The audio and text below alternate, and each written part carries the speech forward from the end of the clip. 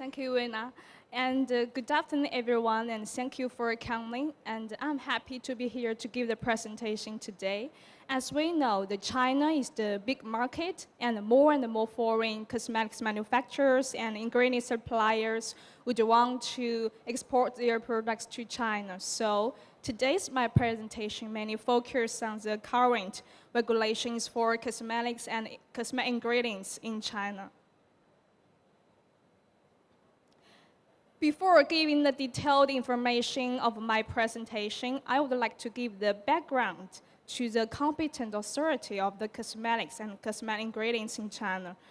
Let's take a look at the imported long-special use cosmetics. So far, there are the two management systems, and you can register your products with the CFDA, and you can make the record keeping with the Shanghai FDA as well. And for the special use cosmetics, no matter the import or the domestic cosmetics, you have to perform your registration with the CFDA. And for cosmetics ingredient, as we know, there is no specific requirements in China except the new ingredient. We have to perform the new ingredient registration with the CFDA before use in cosmetics. And kindly note, the pre-market registration is not required for cosmetics by cross-border e-commerce yet. And I have divided my presentation into three parts. The first part is the data analysis of cosmetics and new cosmetic ingredients registration or record keeping in China. And the second part, I mainly focus on the updates of the cosmetic regulations. Given the time is limited, so I just choose the most important three regulations to my presentation today. The first is the new record-keeping system for imported long-special use cosmetics in Pudong New Area. And the second is the implementation of technical safety standard for cosmetics. And the third is the transition period of cosmetics by cross-border e-commerce has been extended. And the last part, I will talk about the regulatory compliance of the regulatory requirements of the cosmetic ingredients in China. You should know the detailed procedures, testing requirements, and dossier requirements of the new cosmetic ingredient registration. And let's take a look at this picture. It shows the registration data of cosmetics approved by CFDA from the 2010 to 2011 of October. And we can say that since the 2012, the number of approval imported long-special use cosmetics is more than 12,000. And the number of the approval imported or domestic special use cosmetics is almost the same, and it is around the 2,000. This picture shows the information of the record-keeping data of domestic long-special use cosmetics in 2014 to the October of 2017. As we know, since the July of 2014, the online record-keeping system was open for some domestic long-special use cosmetics. So, except the 2014, we can say that the total number of the recorded domestic long-special use cosmetics is more than 300,000. So compared with the number of the recorded domestic long-special use cosmetics, it has the huge room for imported cosmetics in China market. This chart shows the record-keeping data of imported long-special use cosmetics by cross-border e-commerce. As we know, in March of this year, a new policy, a new pilot record-keeping system was opened for the imported long-special use cosmetics by the Shanghai Pudong New Area. And as we can say, in March and April of this year, there are almost no products recorded by this way. But since the May, and the number of the recorded products by Shanghai Pudong Area and increased. And there are almost total 379 products recorded by this way. And this picture shows the information about the country of origin for the imported non-special use cosmetics by Shanghai FDA Pudong New Area. And we can say most of products are from Korea and France, and some of them from Japan and the US. A few are from Switzerland, Germany, and China and Thailand. And this picture shows the detailed information of the applicant. According to the number of the recorded imported non-special use cosmetics, as we can say that the LG, Shanghai, and Shiseido give the first and the positive response to the new policy. Besides the cosmetics, this table shows the information about the registration data of new cosmetic ingredients from the 2010 to 2014. We can see from the first column that there are about 152 imported new ingredients and 29 domestic new ingredients applied to the CFDA. And the second and third column are for the information about the dossier supplement and recheck. Since 2004, there are about only 10 new ingredients approved by the government. So that's why the new ingredient registration is very difficult in China. Let's move on to the next part. I will take some time to talk about the new record-keeping system for imported non-special use cosmetics in Pudong New Area. On the 17th of January, the CFDA and AQSIQ jointly issued a notice on pilot implementation of record-keeping for imported non-special use cosmetics in Pudong New Area. And on the 18th of January, CFDA issued a temporary notice on work program of record-keeping for imported non-special use cosmetics in Pudong New Area. And then on the 23rd of February, the CFDA issued another temporary file and clarified the work program of record-keeping for imported non-special use cosmetics in Pudong New Area.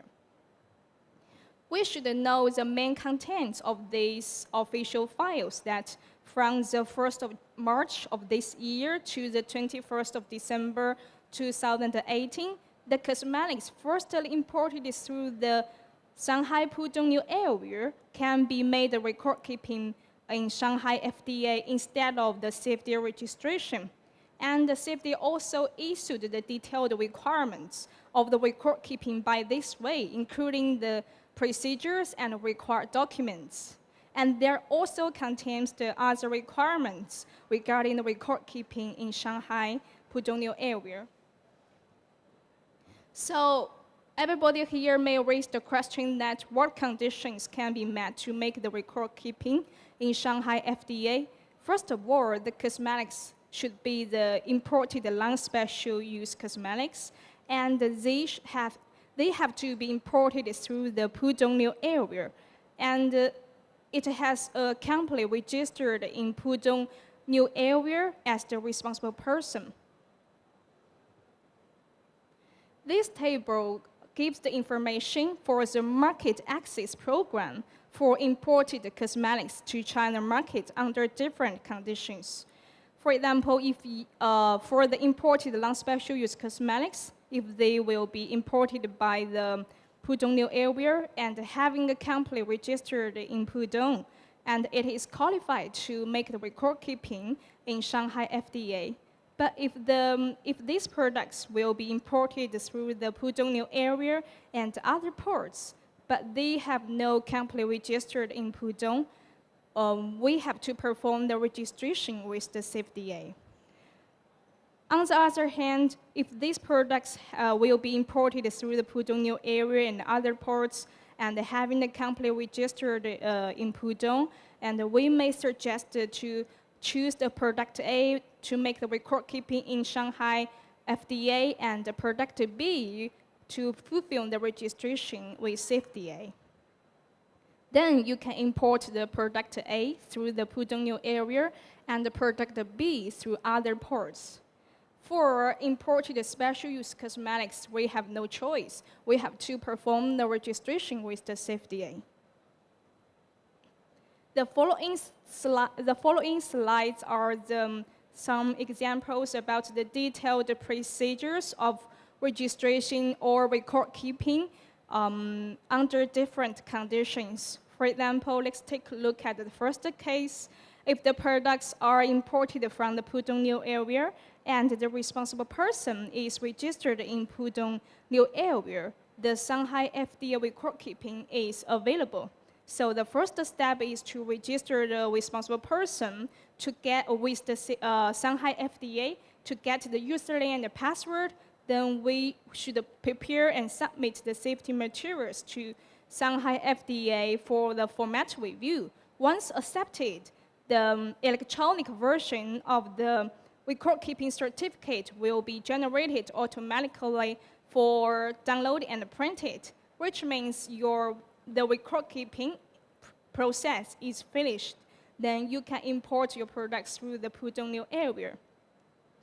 Afterward, within 3 months after record keeping, the government will perform the technical review of your products, of the safety materials, except the safety of products. If the documents does not meet the requirements, you will be requested to submit the supplementary documents one time within 30 days. And if the product safety cannot be judged by the existing materials, the import and the sale of the products will be suspended until the supplementary documents are enough to prove the safety. The second case, we should know if your products are imported from other ports except the Shanghai FDA, the safety registration is required. So the first step is the same, to register the responsible person with the CFDA to get the username and password. Then we should prepare and submit the documents to CFDA for both the format and technical review. If not passing the technical review process, you will be requested to submit more documents, or the registration will be failed. But if passing the technical review process, which means your products are approved and the CFDA will issue the license, and you can import your products from all parts of the country.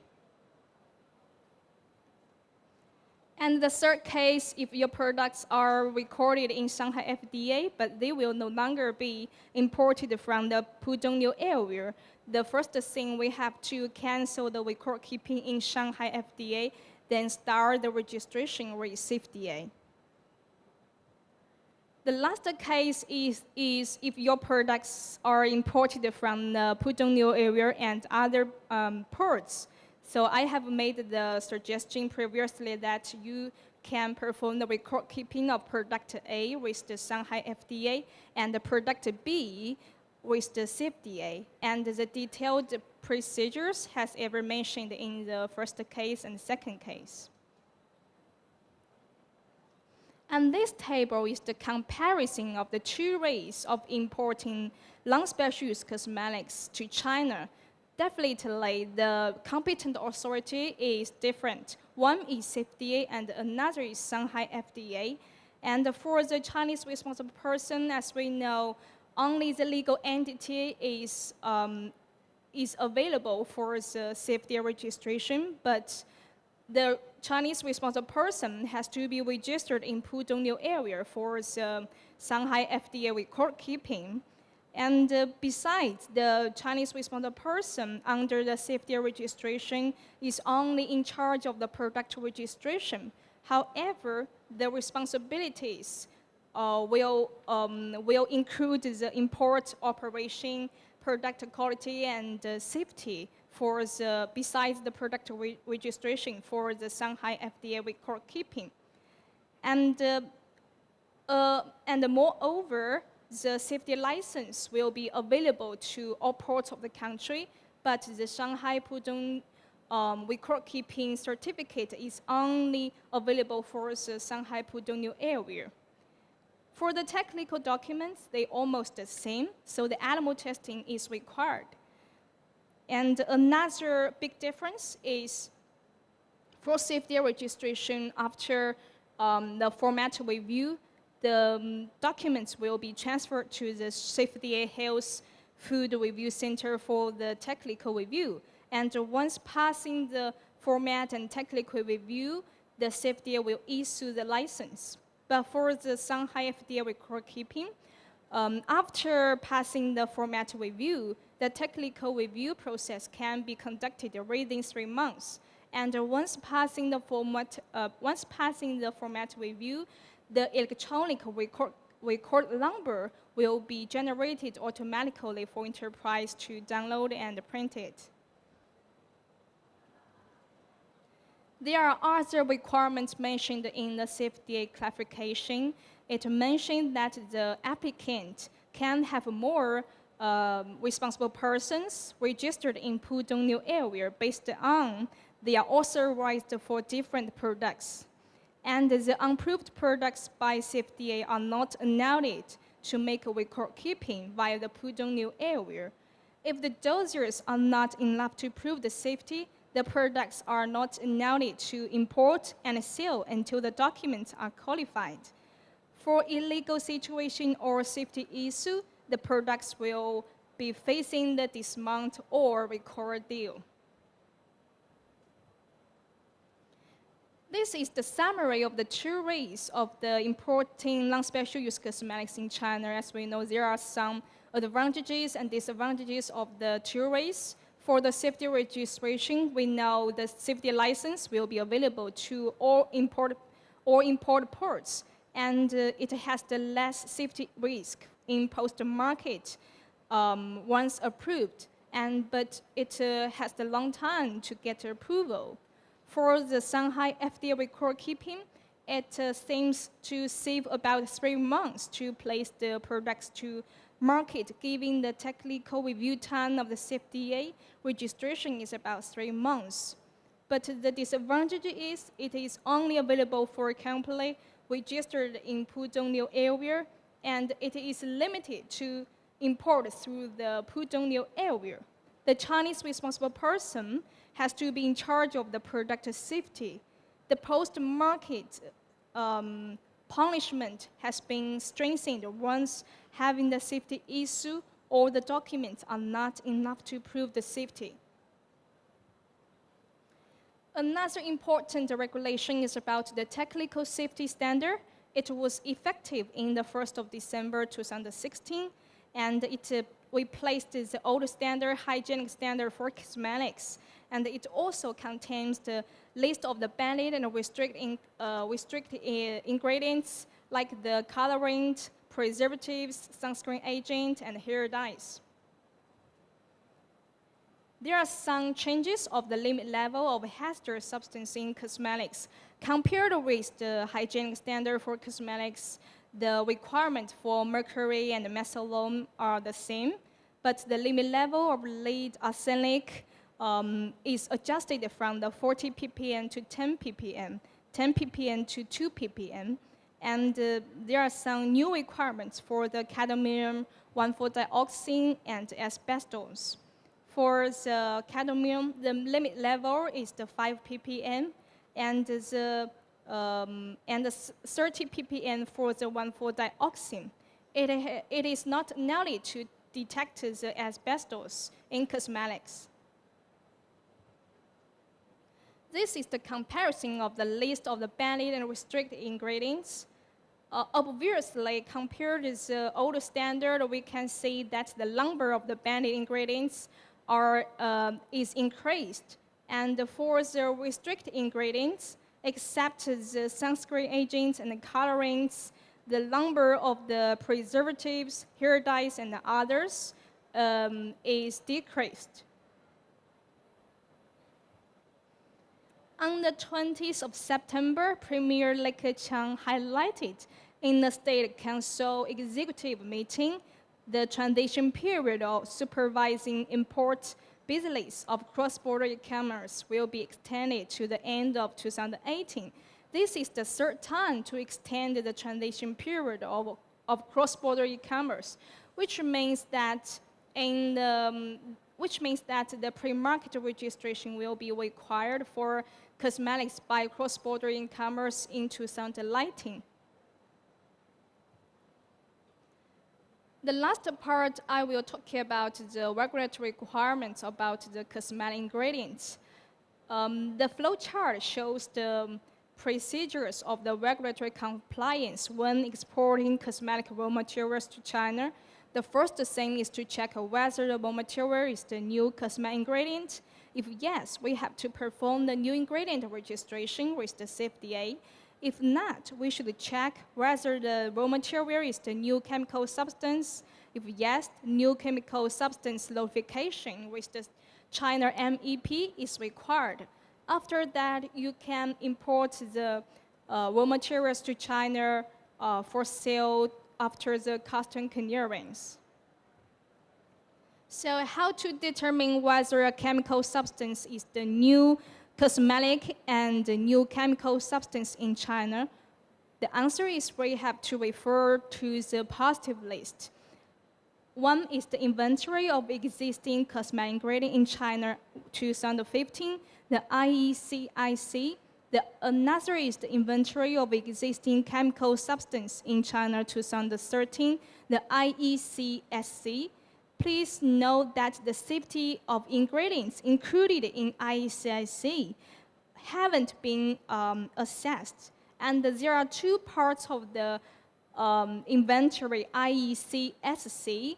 One is public and another is confidential. So if you don't find your ingredient from the public version of IECIC, you should make the further confirmation with the government. For the regulatory framework, we should know that the first Chinese cosmetics regulation, hygienic supervision regulation for cosmetics was issued in 1989 and it was available in 1990. It contains the definition of new cosmetic ingredient, and it also contained the official. It also mentioned that the official approval is required for the new cosmetic ingredient before use in cosmetics. And another important regulation is the guidelines on the registration and assessment of new cosmetic ingredient. It was issued in 2011, and it contains the toxicological data requirements and exemptions, and also the dossier requirements. This flowchart shows the detailed procedures of the new cosmetic ingredient registration. The first step is to appoint the Chinese responsible person to get the username and the password, and then we should make the data gap evaluation and perform the related testing. After that, we will prepare the dossiers and submit to CFDA for the format and technical review. Once approved, the CFDA will issue the official approval notice or the license to the applicant. According to the previous draft regulations, the CFDA would like to choose to issue the license to the applicant to keep the interests of the applicant and keep some information confidential. This is about the testing requirements for the new ingredient registration. Generally, we have to perform the physicochemical test, the structure identification, purity and impurity, toxicology, microbiology, and stability. And you should know that all tests can be tested in foreign lab. For the toxicological test, there are normally about the 9 testing items. They are the acute oral and acute dermal toxicity, skin and eye irritation, skin sensitization, skin phototoxicity and skin sensitivity, mutagenicity, subchronic, oral and dermal toxicity, teratogenicity, chronic toxicity and carcinogenicity, and the toxicokinetics. Not all toxical data will be required based on if you meet some exemption criteria. For example, if the ingredient is not used as the preservatives, sunscreen agent, colorant, or hair dyes, and the ingredient does not add it to the list of the restricted substance from the safety point of view, the item 7 to item 9 can be waived. And besides the first and the second criteria, if the ingredient has been included in the inventory of existing ingredients in overseas or authoritative organization for more than 4 years, and the ingredient is not found to be hazardous in public literatures, the item 6 to item 9 can be waived. Additionally, if the ingredient is proven to have the history of safe use as the food ingredient by the government or authoritative organizations, only the skin and eye irritation, skin sensitization, and skin phototoxicity are required. But if the ingredient is not used as the UV features, the skin phototoxicity can be waived. The same for the polymers. If the average molecular weight is above the 1,000 Daltons, only the skin and eye irritation and skin phototoxicity are required.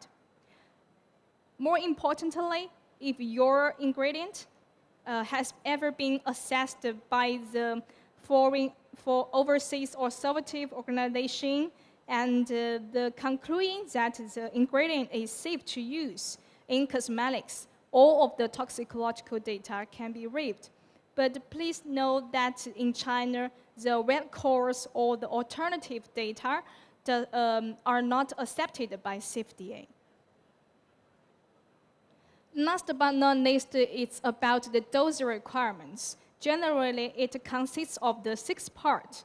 There are the application form, research and development report, brief introduction and illustration of the production process, quality and safety control of ingredient, toxicological safety assessment data, and other documents. That's all of my presentation, and thank you for your time.